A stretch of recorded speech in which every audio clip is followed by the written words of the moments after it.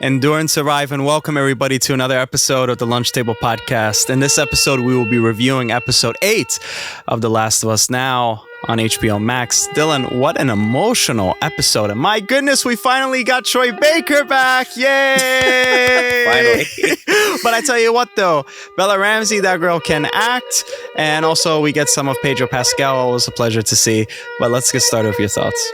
Oh yeah, Bella definitely killed it. Like literally in this episode, she nailed it, man. The brutality of this episode was so real, and I love how like she's growing as a character and she's becoming more independent. And Joel kind of came back in this episode, but I think Ellie really carried this episode as far as the story. But yeah, what were your thoughts? Oh, man.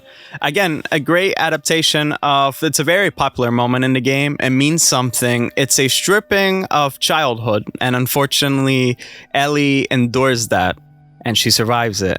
And she becomes a different person along the way. As we see in The Last of Us Part 2, she went through a lot of trauma. So this was a great showcase of that. I think this was the final time where, everything got sucked up. And, her innocence is gone. Very sad. But let's give credit where credit's due as well, because Scott Shepherd played the hell out of that role for David. I think it was a beautiful interpretation of that character. Obviously, from the game, it was Nolan North, and we all remember that little wispy voice from the game. So I think he did a great job. He kind of sounds like him. Yeah, I haven't played the games, but man, he was so maniacal. He definitely felt like a true villain in this episode. Just from the beginning, we can already see there's something off about him, right? Just the way he's delivering this homily, and then the girl is crying, and then her father passed away, and she's like, "Can we bury my dad?" And he says well, we can't bury him till spring. And I was like, there's something about that line. I was like, why couldn't they bury it? And then as we see in this episode, they're cannibals and they eat their own kind. I thought that was so it reminded me so much of The Walking Dead, the Terminus faction, and it shows the lengths people are going through for survival in this world. Yeah, they did that really well. I mean, in the game, and what's cool is that they redesigned this scenario where in the game everybody was on the same page. We're going to eat wanderers and we might eat some of our dead. And here it was they really went in on the religious aspect. But what was interesting was they made his character seem like he was into religion after the apocalypse, and he gave this explanation, which I think was really, it kind of made sense, to be honest with you. But then slowly start to realize that the people are actually the religious types. They need to look up to somebody, a father figure. And he wasn't really believing religion as much. He was believing in the cordyceps, and I thought that was really interesting, tying that back also because Craig Mason, he wanted to do more with the cordyceps virus, as we saw in episode 2. So I think that was a good circle back. Yeah, really cool stuff. And then also I like that we get to see more out of James, played by Troy Baker. In the game there wasn't much. He was just a random NPC. Here he was really fleshed out, and he was really hesitant with a lot of David's decisions. So let me get to your thoughts on seeing Troy Baker for the first time, especially for me. Live action, that's crazy. Yeah, I wanted more out of his character, man. Yeah. He seemed like in the beginning when he was talking to David, there was gonna be maybe he was gonna turn his back on David or something, or they were gonna betray one another. Yeah. But as we saw in this episode, they kind of just killed him off. I kind of wanted more out of his character, but I guess because it's Troy Baker, it was maybe just a cameo. I agree with what you were saying. I kind of wanted him to do the voice for Joel, especially because Joel didn't talk too much in this episode. It would just have been a cool little Easter egg. Man, what if they he randomly ADR'd and it didn't make sense, but you just heard Ellie. It didn't make sense, but he just said, I think I would have been hearing that. Or when he knocked her out with the gun and then he woke her up and he was like, Ellie. Yo, they could have did that. Yo, if they did that, I would so be the Super Bowl, I would go crazy. But I mean, he was great here though. I think seeing him in live action, introduced me to a different side of Troy Baker that I never seen. I mean, I seen behind the scenes when he's doing motion capture and performance capture, but I think his facial mannerisms, he kind of, I don't know, and if you squint your eyes, he kind of seems like Joel from the game. It was really interesting. He looked really rustic here. Well, remember, they don't want to give it too much like the game because then it's like a reinterpretation. So I get why they changed it up a bit. But I do agree that would have been cool to at least like give like a little reward, for the players like that have been so dedicated to the game for so long. But yeah, going back to Ellie. So this episode, she's taking care of Joel, and I love how strong she was, and then Bella Ramsey really like put such a great performance in this episode. Like, she's so intelligent, like just the way she's hunting, and then like when she encounters David and what's Troy Baker's character's name? James.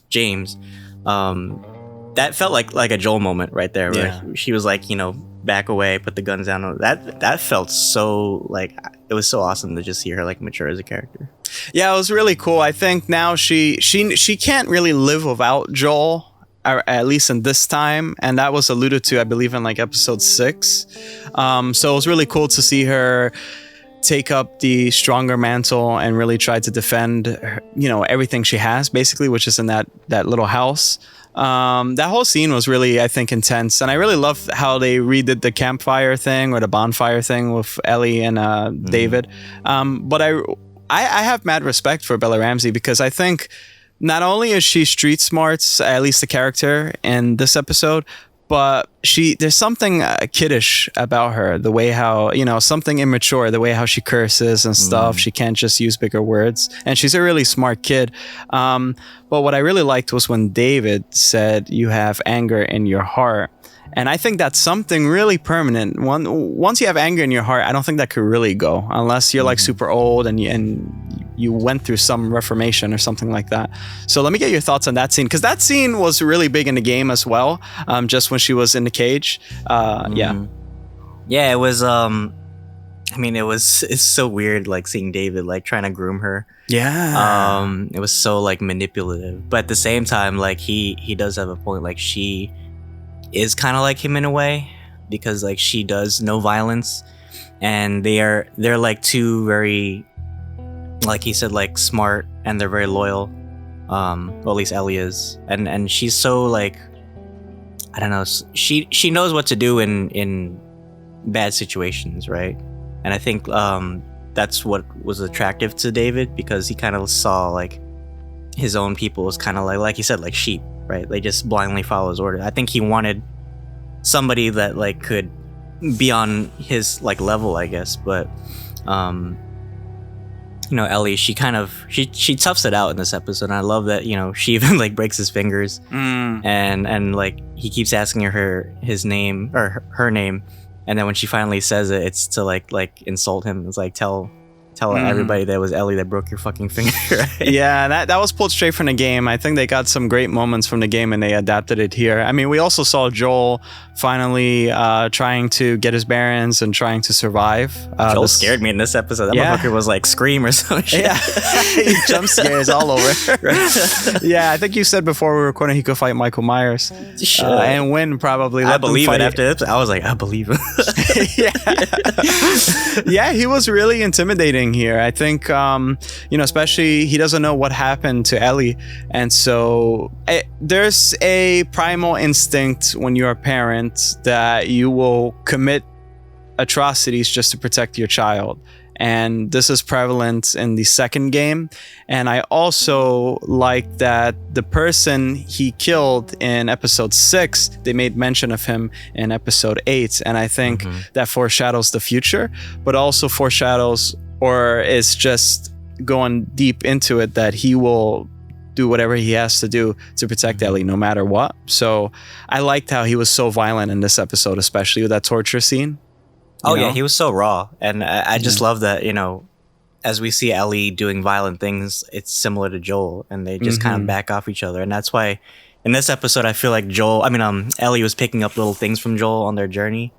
And like I said, that first scene where like she was holding the gun with the two guys, I kept thinking like maybe she was like, what would Joel do in this situation, right? Like she even unloads their guns too, to make sure that they can't use it. Yeah. And Joel, this episode definitely he is off. Like, yeah. But it just shows how badass as a character he is, because he's like half alive. He literally just got stitched up, and he's already murked like 2 guys. Penicillin, man. It does wonder. Yeah, well, also keep in mind, too, in the first episode, when he completely hit that old lady and over the head, and Sarah was so traumatized by that. And she was like, what did you do? Or whatever, And here it's like, in the second episode, Ellie was kind of, I don't know, attracted to the fact that somebody is standing up for her. She always relies on somebody. She relies on Riley. She's relying on Joel. But this is the moment where she has to rely on herself. And who does she pick up certain traits from? Again, Joel and his violent tendencies. And so it's the cycle of violence. And that's what Neil Druckmann directed in the games. Yeah, and I mean, it's a weird contrast. It's good and bad, right? Because like you said, like she's losing her innocence as a child. But at the same time, those are the kind of traits that you need in this environment. Because if you have those kind of compassionate traits, you won't survive in this world. And I guess it kind of mirrors the future of what we'll see with Ellie. But yeah, she's learning a lot as a character, and I think this episode really showed that she doesn't really need Joel, but at the same time she does at the same time, right? Because as we saw after she killed David, Joel was kind of there for her. And I liked how Druckmann phrased it in the after credits. So it was like he was there like for her emotionally, not just like physically. And I love how like he called her like his baby girl at the end. It was like, I guess that was out of the game too, right? When yes, and he hasn't said that forever since Sarah died. Since his daughter. So it's like, okay, this is confirmation right here. This is the way. This is the way. Yeah. So, what do you have any other thoughts before we wrap up? Well, man, next episode is the last episode, right? Yeah, it is. It is. Yeah. Yeah. I mean, this was a great, I guess, finisher before the finale. I love just like the chemistry between Bella and Pedro over this series. I think they've really reinterpreted, but still kept it loyal to the game as well. Yeah, for sure. What would you rate this episode? This episode gets 9 out of 10 from me. Ooh, okay. Yeah, I think I would give it a 9 out of 10 as well. Yeah, for sure. Yeah, I love this episode a lot. I think it's a great adaptation all the way through. But yeah, everybody, that is our review for episode 8 of The Last of Us. Again, now streaming HBO Max. If you're new to the channel, please remember to drop a like on this video. It greatly helps us out. And also comment your favorite moments from this episode and what we might see in the next episode. And check out other reviews as well. But Dylan, as always, take us away. Yeah, guys, check out our other playlists as well. We're still covering Hello Tomorrow from Apple TV.